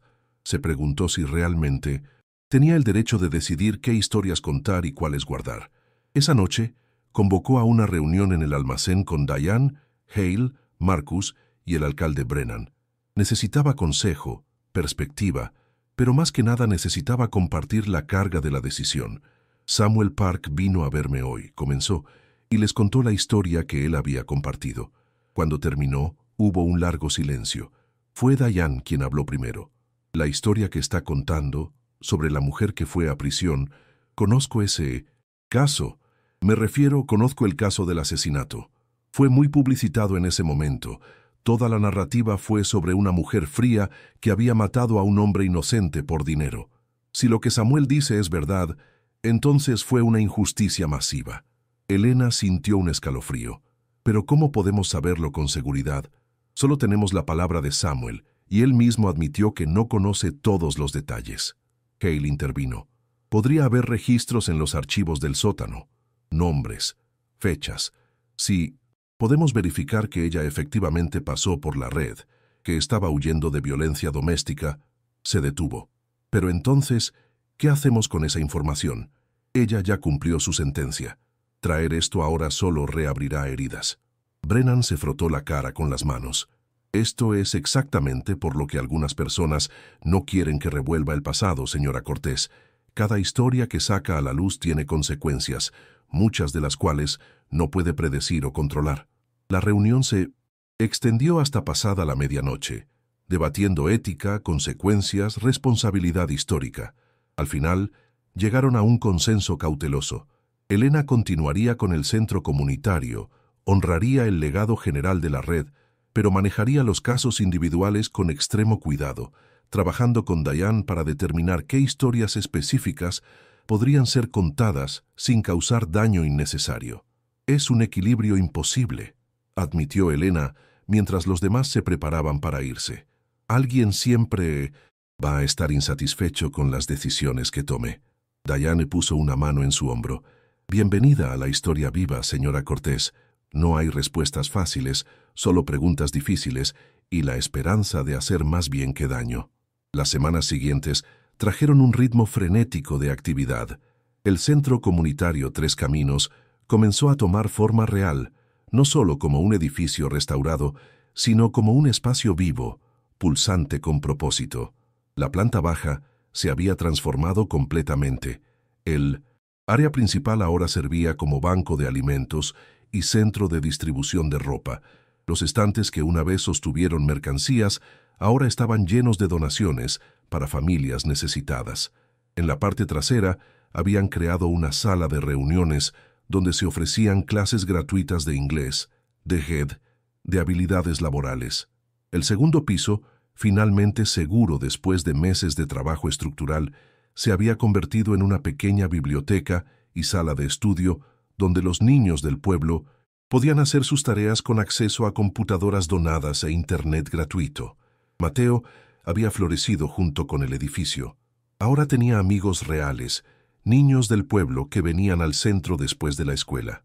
Elena lo veía reír y jugar de maneras que no había visto desde antes del divorcio, antes de la caída financiera, antes de que todo se desmoronara. El niño había encontrado propósito también, ayudando a organizar libros, mostrando a los más pequeños cómo usar las computadoras, contándoles con orgullo a quien quisiera escuchar sobre la historia del edificio. Pero Elena sabía que algo faltaba. El centro estaba haciendo bien, estaba ayudando a gente, pero no había logrado capturar completamente la esencia de lo que la red había sido. Un lugar de transformación real, de segundas oportunidades genuinas. El banco de alimentos alimentaba estómagos, las clases educaban mentes, pero ¿dónde estaba el elemento que cambiaba vidas completamente? La respuesta llegó de una fuente inesperada. Una tarde de marzo, cuando los primeros signos de primavera comenzaban a aparecer, una mujer joven llegó al centro. Se veía agotada, con ojeras profundas y ropa que claramente había visto mejores días. Llevaba una maleta pequeña y un niño de unos 4 años de la mano. «Disculpe», dijo tímidamente a Elena. «Me dijeron en el refugio del condado que tal vez ustedes podrían ayudarme. Acabo de salir de una situación difícil. No tengo a dónde ir, y mi hijo...» Su voz se quebró. Elena la guió gentilmente a la sala de reuniones privada que habían establecido exactamente para este tipo de situaciones. Allí, la mujer, que se identificó como Lisa, contó su historia. Un matrimonio abusivo, años de terror silencioso, finalmente encontrar el coraje para huir en medio de la noche con solo lo que podía cargar. El refugio del condado estaba lleno. No podían aceptarla por al menos 2 semanas. No tenía familia, no tenía amigos que pudieran ayudarla sin poner en riesgo su seguridad. No tenemos alojamiento aquí, comenzó a decir Elena, pero se detuvo. Miró alrededor de la oficina pensando, técnicamente era verdad, no habían establecido el centro como refugio residencial, pero había espacio, había habitaciones en el segundo piso que aún no estaban siendo usadas. Y más importante, había un legado que honrar. Espera aquí, le dijo a Lisa. Dame un momento. Elena convocó una reunión de emergencia esa misma tarde con el pequeño consejo directivo que habían establecido para el centro. Diane Marcus, el alcalde Brennan, y la reverenda Marta de la iglesia local. Les presentó la situación de Lisa y su propuesta. Quiero convertir parte del segundo piso en alojamiento temporal, no un refugio formal. Eso requeriría permisos y regulaciones que tardaríamos meses en conseguir. Pero un programa de huéspedes comunitarios, donde podemos ofrecer estancias cortas a personas en transición mientras se establecen. Marcus se frotó la barbilla pensativamente. ¿Cuánto tiempo estamos hablando? ¿Semanas? ¿Meses? Elena había pensado en esto, caso por caso, pero con un límite máximo de 3 meses. Tiempo suficiente para que encuentren trabajo estable, guarden para un depósito, se conecten con servicios sociales apropiados. No estamos tratando de ser una solución permanente, sino un puente. Diane revisó sus notas legales. Podríamos estructurarlo como un programa de residencia artística o educativa. Eso nos daría cobertura legal mientras trabajamos en los permisos apropiados. Para un programa de refugio formal, siempre y cuando los huéspedes estén involucrados en algún aspecto del centro, clases, voluntariado, lo que sea, podemos justificarlo. El alcalde Brennan sonrió. Están tratando de recrear la red, ¿no es así? No exactamente como era, pero el mismo espíritu.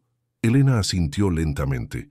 Es lo que este lugar fue diseñado para ser, un cruce de caminos donde la gente puede detenerse, respirar y decidir qué dirección tomar con sus vidas.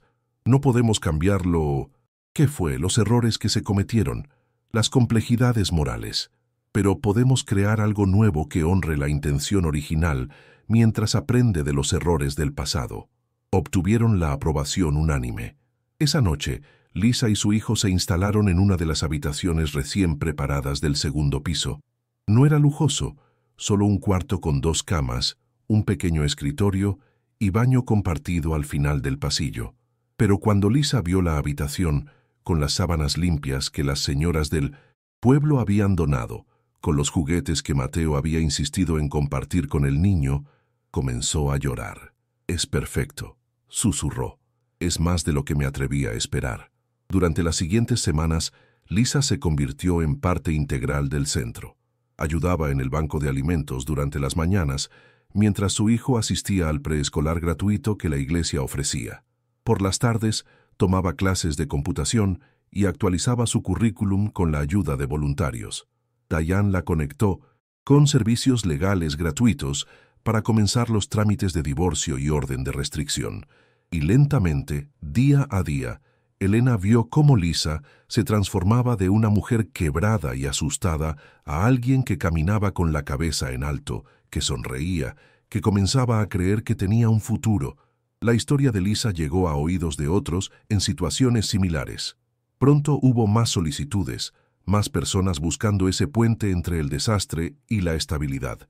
Elena y su equipo establecieron criterios claros, prioridad para familias con niños, para víctimas de violencia doméstica, para personas que estuvieran genuinamente comprometidas con reconstruir sus vidas. No podían ayudar a todos, los recursos eran limitados, pero ayudaban a los que podían. Una tarde, mientras Elena revisaba solicitudes en su oficina, Mateo entró con una expresión seria. «Mamá, ¿te acuerdas cuando llegamos aquí y todo estaba roto?» Elena dejó los papeles y le dio toda su atención. «Por supuesto, mi amor. ¿Por qué?» El niño se sentó en la silla frente a su escritorio, sus piernas balanceándose porque aún no tocaban el suelo. «Yo estaba muy asustado. Pensé que íbamos a estar solos para siempre, que nadie nos querría ayudar. Elena sintió que se le cerraba la garganta. Lo sé, cariño. Yo también estaba asustada. Mateo asintió. Pero entonces la gente empezó a venir y nos ayudaron a arreglar el edificio.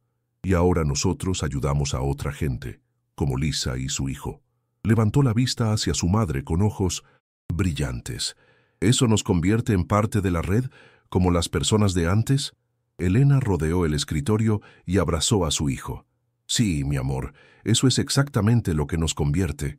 Somos la nueva red, construida sobre las lecciones de la antigua, tratando de hacer las cosas bien esta vez. El éxito del programa de huéspedes trajo atención no deseada. Una mañana de abril, Elena llegó al centro para encontrar grafiti rociado en la pared lateral del edificio. Las mentiras tienen consecuencias. Las letras rojas chorreaban como sangre fresca. Marcus ya estaba allí, fotografiando el vandalismo antes de limpiarlo, documentando todo para la policía. Esto es diferente a los ataques anteriores, dijo con el ceño fruncido. Más personal. Quien hizo esto sabe específicamente sobre los archivos, sobre lo que encontraste. Elena sintió un escalofrío a pesar del calor creciente de la mañana. Había creído que al mantener sellados los secretos más oscuros, al no revelar nombres específicos, había apaciguado a quienes querían que el pasado permaneciera enterrado. Aparentemente se había equivocado. Esa tarde recibió una llamada de un número desconocido. La voz al otro lado era distorsionada, claramente alterada con algún tipo de tecnología. Señora Cortés, ha construido algo hermoso sobre cimientos podridos. Sería una lástima que todo se derrumbara porque insiste en jugar a la historiadora. Hay gente que prefiere que ciertos nombres nunca vean la luz del día. Gente con recursos para asegurarse de que eso no suceda. Elena mantuvo la voz firme a pesar de que le temblaban las manos. No he revelado ningún nombre. Los archivos sensibles están sellados. Solo historiadores académicos aprobados tendrán acceso, y no por décadas. Pero los tiene, respondió la voz. Los nombres existen en papel en ese sótano. Mientras existan son una amenaza. Hay una solución simple. Un pequeño accidente. Un incendio eléctrico quizás. El edificio se salva, pero el sótano y todo su contenido se pierde. Recibiría una generosa compensación del seguro, por supuesto. Podría reconstruir sin la carga del pasado. Elena sintió que la rabia reemplazaba al miedo. ¿Me está pidiendo que destruya documentos históricos invaluables? ¿Que borre las únicas pruebas de que cientos de personas fueron salvadas? La voz suspiró. Le estoy ofreciendo una salida pacífica. La alternativa... Bueno, los accidentes ocurren, especialmente en edificios viejos llenos de gente vulnerable. Sería terrible si alguien resultara herido. La llamada se cortó. Elena se quedó mirando el teléfono, sintiendo cómo el terror helado se extendía por su pecho. Esta no era una amenaza vaga. Era específica, calculada y dirigida no solo a ella, sino a las personas que ahora dependían del centro. Lisa y su hijo dormían arriba. Había 3 familias más alojadas temporalmente. Los niños del pueblo venían todos los días después de la escuela. Inmediatamente llamó a Diane y a Hale. Ambos llegaron en menos de una hora, y esta vez Hale trajo a alguien más. Un hombre de unos 40 años, vestido casualmente pero con una presencia que gritaba autoridad. Señora Cortés, este es el agente Thomas Chen del FBI, División de Crímenes Históricos y Recuperación de Patrimonio. Elena parpadeó sorprendida. ¿El FBI? Chen le ofreció una sonrisa tranquilizadora. Hemos estado monitoreando la situación aquí desde que los primeros informes académicos sobre la Red Tres Caminos comenzaron a circular. Lo que encontró es significativo no solo históricamente, sino también legalmente. Algunos de los casos documentados en esos archivos nunca fueron cerrados oficialmente. Y las amenazas que está recibiendo... Hizo una pausa. Bueno, eso cruza varias líneas federales. Durante las siguientes horas, Chen instaló un equipo de grabación en el teléfono de Elena y colocó agentes encubiertos vigilando el centro. Si llaman otra vez, manténgalos hablando el mayor tiempo posible. Necesitamos rastrear la llamada. Le instruyó. Esa noche, Elena apenas durmió. Se quedó despierta en su pequeña habitación del segundo piso escuchando cada crujido del edificio, cada sonido que el viento arrastraba. Pensó en cerrar el centro, en tomar a Mateo y huir como había hecho cuando dejó su antigua vida. Pero luego pensó en Lisa, en las otras familias, en Samuel Park y su historia, en Dorothy Hale buscando a su tío perdido. Pensó en todas las vidas que la red había tocado a lo largo de décadas y en las vidas que el centro estaba tocando ahora. No podía rendirse, no después de haber llegado tan lejos. La segunda llamada llegó 3 días después, exactamente como Chen había predicho. Esta vez, Elena estaba preparada, con el equipo de grabación funcionando y el agente Chen en la habitación con ella, escuchando a través de auriculares. «Señora Cortés, veo que no ha tomado mi consejo», dijo la voz distorsionada. «El centro sigue operando, sigue albergando gente, sigue atrayendo atención». Elena respiró profundamente, recordando las instrucciones de Chen. «Necesito entender por qué esto le importa tanto. Los documentos están sellados, los nombres protegidos. ¿Qué es lo que realmente teme?» Hubo un silencio. Luego la voz habló y por primera vez sonó casi humana, cansada. «Mi abuelo fue uno de los guardianes en los años 60. Era un buen hombre que hizo cosas cuestionables porque creía que estaba ayudando. Uno de los refugiados que protegió, que escondió durante semanas, mató a 3 personas 2 meses. Después de salir de la red, mi abuelo vivió el resto de su vida con esa culpa. Murió creyendo que había facilitado esos asesinatos». Elena sintió que algo se suavizaba en su pecho. Entonces, entiende mejor que nadie lo complicado que era todo esto. Su abuelo hizo lo mejor que pudo con la información que tenía. «Lo que entiendo», respondió la voz con amargura, «es que revelar esos archivos pintará a hombres buenos como él, como cómplices de crímenes. Las familias de las víctimas buscarán justicia retroactiva, demandarán a los herederos, destruirán legados. Mi abuelo dejó esta casa, este negocio, todo construido con honor. No permitiré que su nombre sea arrastrado por el barro». Chen le hizo señas a Elena para que continuara hablando. «¿Y si hubiera una manera de proteger su legado mientras honramos la verdad?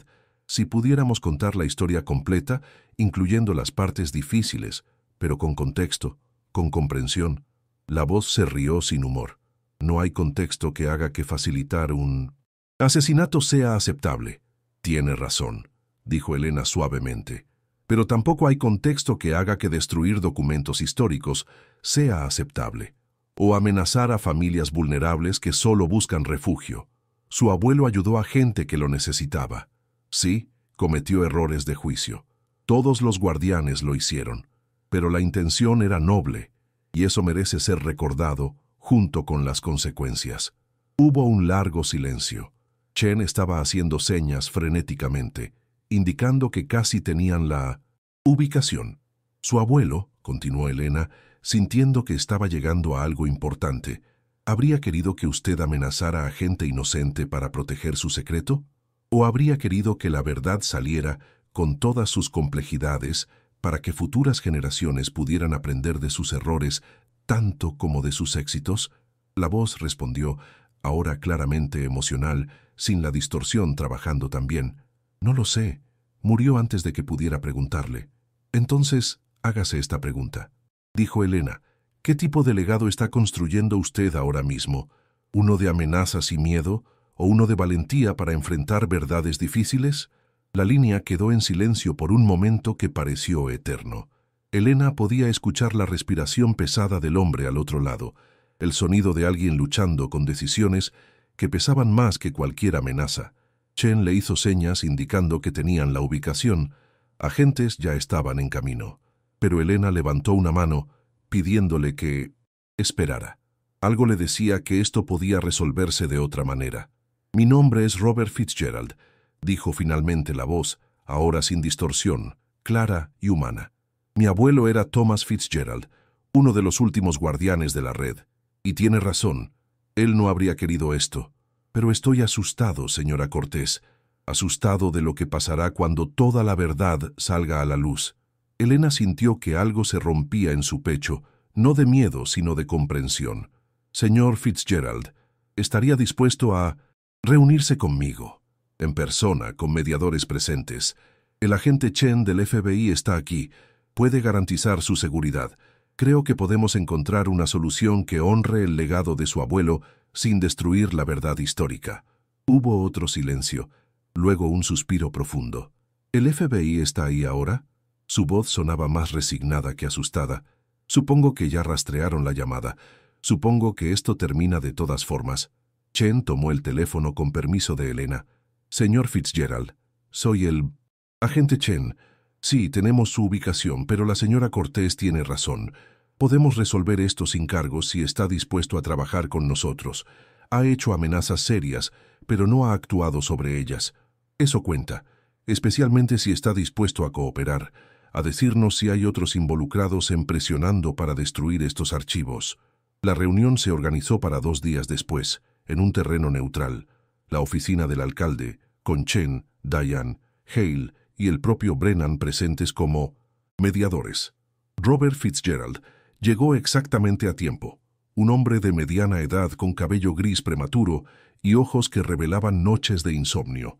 Se parecía sorprendentemente a las fotografías que Elena había visto de su abuelo Thomas en los archivos del sótano. La misma mandíbula cuadrada, la misma postura recta, a pesar del peso que claramente cargaba. «Señora Cortés», dijo simplemente, sin ofrecer la mano. Elena asintió. «Señor Fitzgerald, gracias por venir». Se sentaron alrededor de una mesa grande, y Chen comenzó estableciendo las reglas básicas. «Esta es una conversación, no un interrogatorio. Señor Fitzgerald, no está siendo arrestado, pero necesito que sea completamente honesto. ¿Fue usted quien inició el incendio en la propiedad?» Robert negó con la cabeza. «No. Contraté a alguien para que lo hiciera, pero cuando vio que había gente viviendo en el edificio, se negó y devolvió mi dinero. Me dijo que una cosa era asustar a alguien, otra muy diferente era poner vidas en riesgo. ¿Y el graffiti?» Robert asintió. «Eso fui yo. Tarde en la noche, después de que todos se fueran. Solo quería, no sé, expresar mi frustración, supongo. Fue estúpido». Chen tomó notas. «¿Hay otros involucrados? ¿Otras familias de guardianes que quieran ver estos archivos destruidos?» Robert dudó. Luego habló. «Hay un grupo informal, sí.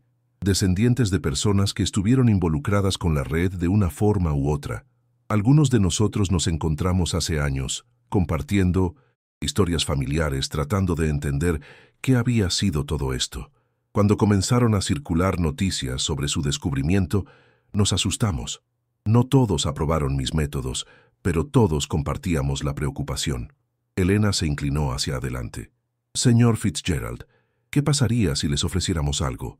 No destrucción de los archivos, sino participación en cómo se presentan. Un comité asesor de descendientes, historiadores y representantes de comunidades afectadas.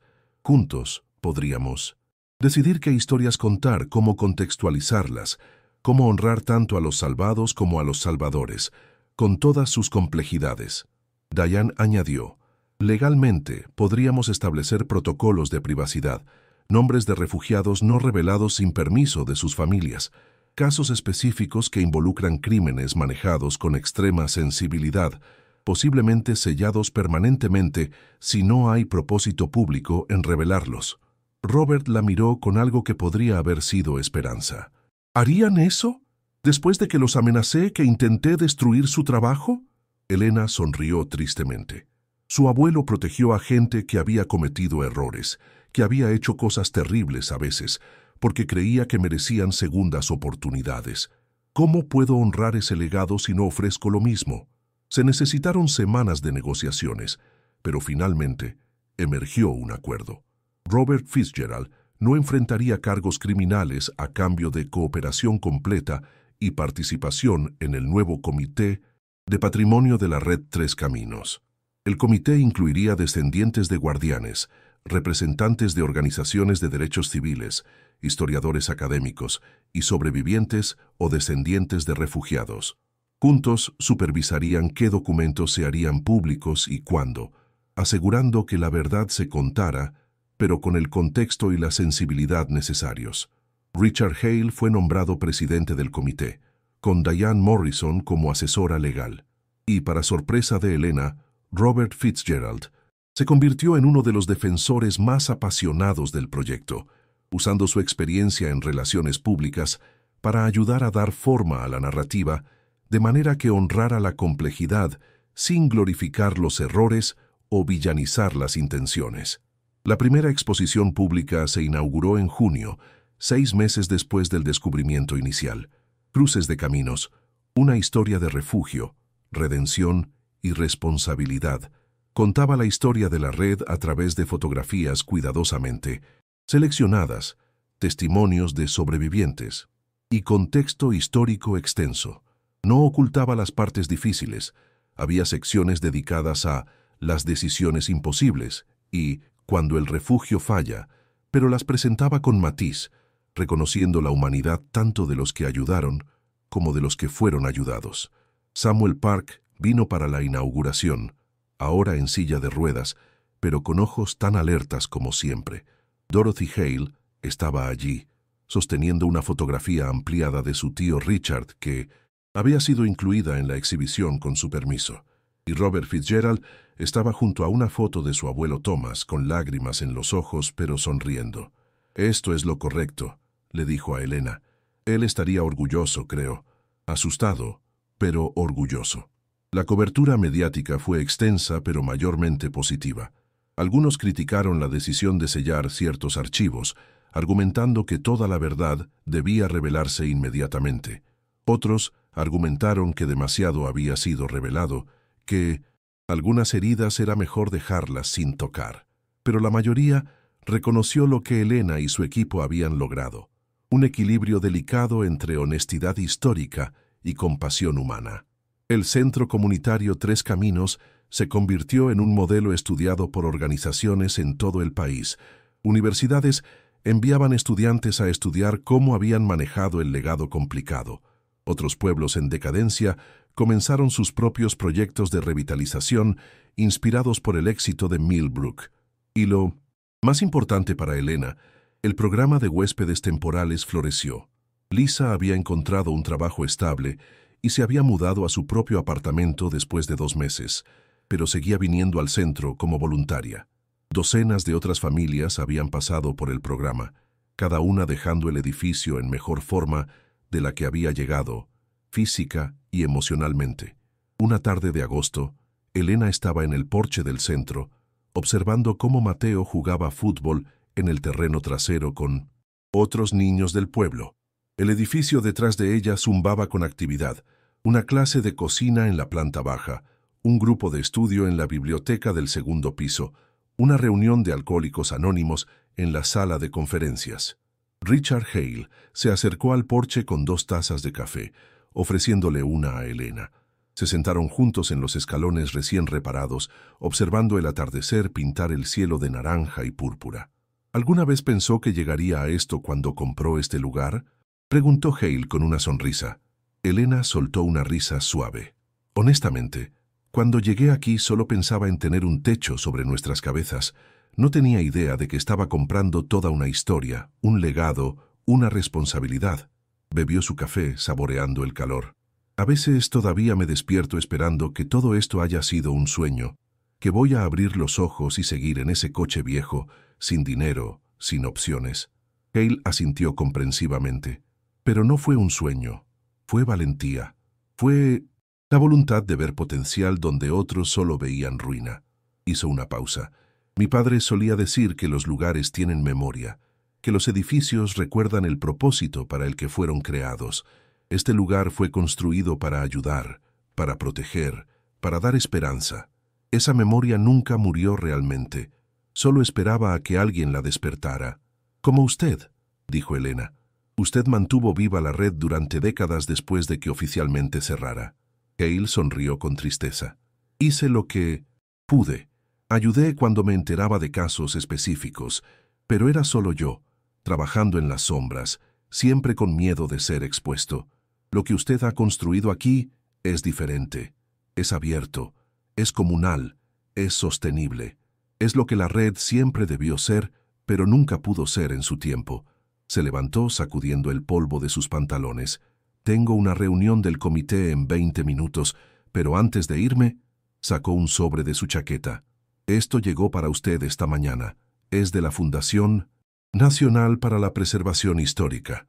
Elena abrió el sobre con manos temblorosas. Dentro había una carta oficial notificándole que el almacén Tres Caminos había sido designado oficialmente como Sitio Histórico Nacional. Con esa designación venían fondos sustanciales para preservación, protección legal federal y el reconocimiento permanente de su importancia en la historia americana. «Dios mío», susurró Elena, leyendo y releyendo las palabras. «Esto significa que este lugar está protegido para siempre», terminó Hale.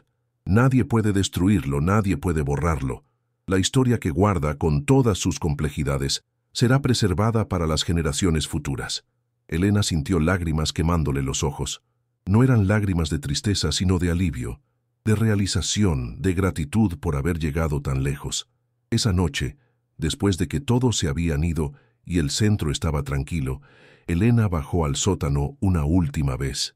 Había comenzado a pensar en este espacio no como algo aterrador, sino como sagrado, un lugar donde el pasado y el presente se encontraban.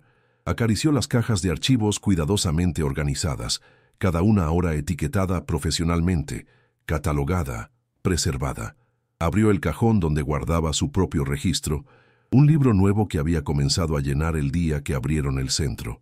En él documentaba cada familia que pasaba por el programa de huéspedes, cada vida tocada, cada pequeña victoria, nombres, historias, transformaciones. No para exponerlas públicamente, sino para recordar, para honrar, para continuar el legado de documentar cuidadosamente los actos de compasión. Escribió una nueva entrada. «Hoy recibimos la designación de Sitio Histórico Nacional. El círculo se cierra. Lo que comenzó en 1934 como un refugio secreto, ahora es reconocido oficialmente como parte de la historia de esta nación. Pero más importante que el reconocimiento es lo que significa. Este trabajo continuará. La red vive de una forma nueva, adaptada a los tiempos modernos, pero fiel a su espíritu original. Ayudar a los que no tienen ayuda, proteger a los vulnerables, ofrecer segundas oportunidades». Cerró el libro y lo colocó de vuelta en su lugar. Junto a él puso una carta sellada dirigida para el próximo guardián. En ella había escrito todo lo que había aprendido, todos los errores que había cometido, todos los triunfos y fracasos. Era su contribución a la cadena de conocimiento que se extendía a través de décadas. Cuando subió del sótano, encontró a Mateo esperándola en la sala principal. «No podía dormir», dijo el niño. «Sigo pensando en todas las personas que estuvieron aquí antes que nosotros, en todas las historias que este lugar guarda». Elena se sentó junto a él en el sofá, que ahora ocupaba el centro de la sala. «Es mucho para procesar, ¿verdad? A veces yo también me siento abrumada por todo esto». Mateo la miró con esos ojos demasiado sabios para su edad. «Pero estamos haciendo lo correcto, ¿verdad, mamá? Al ayudar a la gente, al contar las historias, incluso las difíciles». «Sí, mi amor», respondió Elena abrazándolo. «Estamos haciendo lo correcto. No perfectamente, porque nada humano es perfecto, pero lo mejor que podemos». Se quedaron así por un rato, madre e hijo, sentados en el silencio del edificio que había pasado de ser su última esperanza a ser su propósito. Afuera, las luces del pueblo parpadeaban en la oscuridad. Millbrook ya no era un pueblo moribundo. Nuevas familias se habían mudado, atraídas por la renovación que el centro había catalizado. Negocios que habían cerrado estaban reabriendo. La escuela había tenido que contratar nuevos maestros para manejar el aumento de estudiantes. El renacimiento del centro había desencadenado el renacimiento de toda la comunidad, demostrando que la esperanza, cuando se nutre apropiadamente, es contagiosa. Los meses siguientes trajeron más cambios. El programa de huéspedes se expandió. Ahora podían acomodar hasta 6 familias simultáneamente. Diane estableció una clínica legal gratuita en el centro, ofreciendo asesoría a inmigrantes, víctimas de violencia doméstica, personas enfrentando desalojo. Marcus comenzó un programa de capacitación laboral, enseñando oficios de construcción a jóvenes del pueblo que necesitaban habilidades para emplearse. La reverenda Marta organizó una cooperativa de alimentos que conectaba a agricultores locales con familias necesitadas. Cada nuevo programa se construía sobre el anterior, creando una red de apoyo que fortalecía a toda la comunidad. Y en el centro de todo, física y metafóricamente, estaba el almacén Tres Caminos, con su historia complicada, ahora transformada en un faro de posibilidad. Un año después de la inauguración de la exposición, Elena recibió una carta que la hizo llorar. Era de una mujer en Oregon llamada Mary Thompson, quien había leído sobre el centro en un artículo nacional. Mi verdadero nombre era Sarah Henderson, escribía. En 1961, la red me salvó cuando el gobierno quería silenciarme por revelar experimentos ilegales. Me dieron una nueva vida, una nueva identidad. He vivido 50 años con esa identidad. He construido una familia, una carrera, una vida. Estoy escribiendo ahora, a los 80 años, para decirle gracias. Gracias por recordar que existimos, que fuimos ayudados, que importamos, y gracias por manejar nuestra historia con cuidado. He decidido que cuando muera, quiero que mi verdadera historia sea contada, añadida a sus archivos. Quiero que las generaciones futuras sepan que hubo gente que arriesgó todo para hacer lo correcto, incluso cuando lo correcto era complicado. Elena añadió la carta de Sara a los archivos con una nota. Recibida y preservada con honor. Su historia será contada cuando llegue el momento, con la dignidad y el contexto que merece. Era tarde en la noche cuando terminó de catalogar la carta. El edificio estaba en silencio. Todos los residentes y visitantes hacía tiempo que se habían ido a dormir. Elena caminó por el espacio, tocando las paredes que tanto trabajo habían requerido restaurar, pasando por las habitaciones que ahora albergaban sueños y esperanzas. Se detuvo frente a la placa que habían instalado junto a la entrada principal, la misma placa de bronce que había encontrado en el sótano, pulida ahora y montada prominentemente. Fondo Tres Caminos, establecido 1934, para la reconstrucción de la comunidad y el refugio de los perdidos. Restaurado 2024. El viaje continúa. Debajo, habían añadido una nueva inscripción. Que este lugar sea siempre un cruce de caminos donde los perdidos encuentren dirección, los quebrados encuentren sanación y los desesperados encuentren esperanza. Elena sonrió, tocando las palabras grabadas. Pensó en el día que había llegado a Millbrook, desesperada y asustada, con solo un niño y una pila de deudas. Pensó en cómo había comprado este edificio en ruinas, no porque viera su potencial, sino porque no tenía otra opción. Y pensó en cómo ese acto de desesperación se había transformado en el mayor propósito de su vida. El viento nocturno susurraba entre los árboles afuera, y por un momento, Elena creyó escuchar voces en ese susurro, las voces de todos los que habían pasado por este lugar a lo largo de décadas.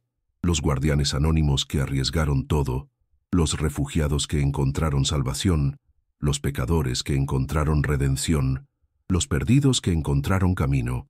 Todas esas historias, con sus luces y sombras, ahora vivían en las paredes de este edificio y continuarían viviendo, preservadas pero no congeladas, recordadas pero no idealizadas, honradas en toda su complicada humanidad.